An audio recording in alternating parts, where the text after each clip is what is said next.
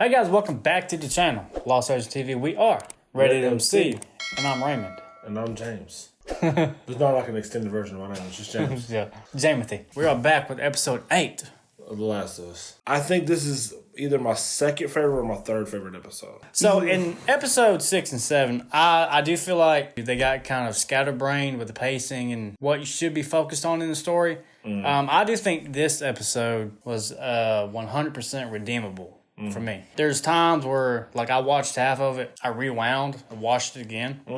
I was just like, damn, this is a good fucking episode. And like there was elements of the game that I saw that I rewound and be like, damn, that's just like the fucking game. I love how David portrayed the nice guy and how deceiving he was, and how Ellie kind of dropped her guard just for a second. I love the fucking Troy Baker cameo. That was dope. Because I heard in the voice, I heard it at times. I'm like, damn, that's beautiful. The scenery was badass. The ending, oh my god. Bella's acting in this, like she took that cape and fucking flew with it. It was perfect, though. It was perfect. It was fucking beautiful. There's literally nothing about this episode that I disliked. From start to finish, I love Joel coming back. I was real worried when they came looking for him. Because they were doing like him on the ground and shit. Yeah. I knew he was gonna get up. Like I mean, I knew. I was like, I vocally sold it though. I'm literally the only person where I was at when I was watching it, and I vocally out loud said, "Oh yeah, he's gonna be up when they come down the stairs." Yeah. Like, he still played it like he was hurt. When he killed that first dude, he fell over. Like he wasn't able to like exhausted. Yeah, he was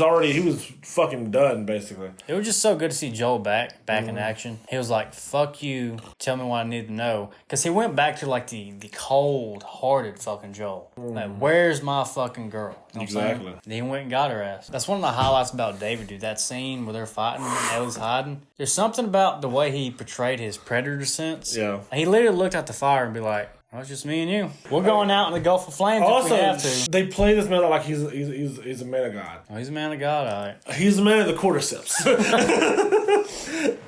I almost texted somebody. I couldn't text you because you hadn't seen it yet. I almost texted, "Praise be the cordyceps." I just want to see what someone said.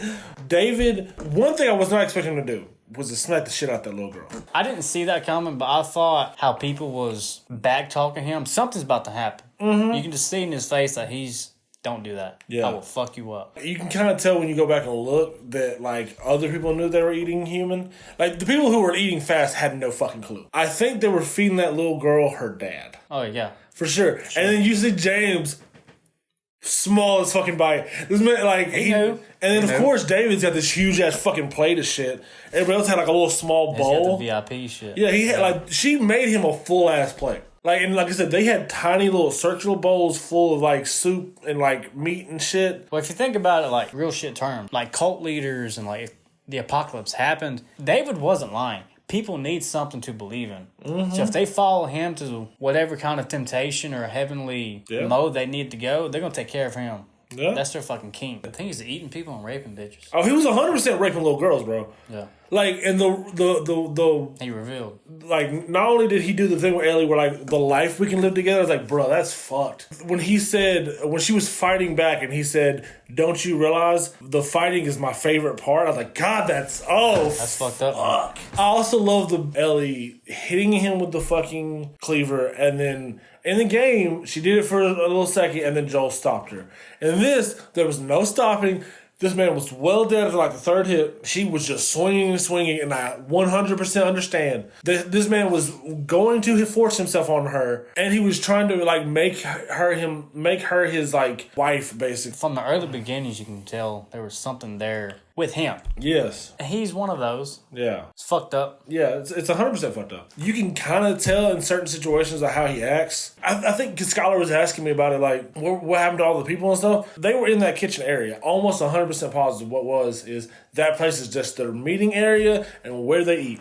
Yeah. Like that's the only time they use that place at all. I'm sure they have lodging elsewhere. And because he's the leader, he's like, I'm going to use this right here because no one else is going to know about it. Another thought I had was whenever they shot the horse and knocked Ellie down, when that guy said do it, it's very possible they knew that he was already doing this shit to little girls. Like, we're just going to spare her. Oh, you know what? That's a good point because that puts another twist. Because James was like questioning David like a motherfucker. He didn't shy away from it. No. He kind of tucked his tail when David bucked up to him. Yeah. But he was not in agreement with whatever the fuck was going on. And that's what I'm saying, like, that's why this episode was so good. Is like, Ellie had to save herself. Granted, Joel was coming. If he'd have got there, whenever he did get there, because, like, she killed him and then left out the back, Joel was at least a minute or two away. And then, like, Joel for sure would have killed him, but at that point, the damage is done. Yeah, he would have been literally caught in the act. And what I'm saying, like, Ellie, like, mentally would have been fucking, like, she's already scarred. She was definitely in shock. She's definitely scarred from the situation. It just so happened that it was Joel. You know what I mean? Like, that's the only person she was going to be acceptable of in that situation. If he had, like, succeeded in any fucking way, I don't know if she would have been able to come back from that. My favorite part, honestly, through this episode is when Joel actually comes and grabs her. He's like, the baby girl. Yeah. I was like, full circle. Yeah. There it is. Something he hadn't said in 20 years. Yeah. I like that. Because, like, you can see that he was definitely getting to that point. I do think, like, her in the last episode, that her coming back, like, solidified that for him. Because he was still alive. He was still conscious and shit. Because he told her to leave. He would have died, though. Yeah, he would have for sure died. I would definitely say this is, if it's not my second favorite, it's third favorite at least. Like I said, I have no complaints about this episode. I loved it from start to finish. Very redeemable. To be honest with you, the last two episodes, I was kind of getting bored of it. You know, I told you that. But this one just, like, lit the fire back up. I can't wait to see. I don't watch the trailers for the next episodes. I didn't on this one. I can't wait to see what's next. I mean, I know what's coming next. But yeah. One more episode, then who knows before we get the next season. I don't know what I'm going to do, like, with my time after this now. Because, like, I'm so invested in this fucking show. We'll stay busy. We'll figure something out. But, like, we got plenty to do. I know, but I'm saying, like... I get it, though. It's not this often we review something that's like, oh, that was fucking phenomenal. Next week...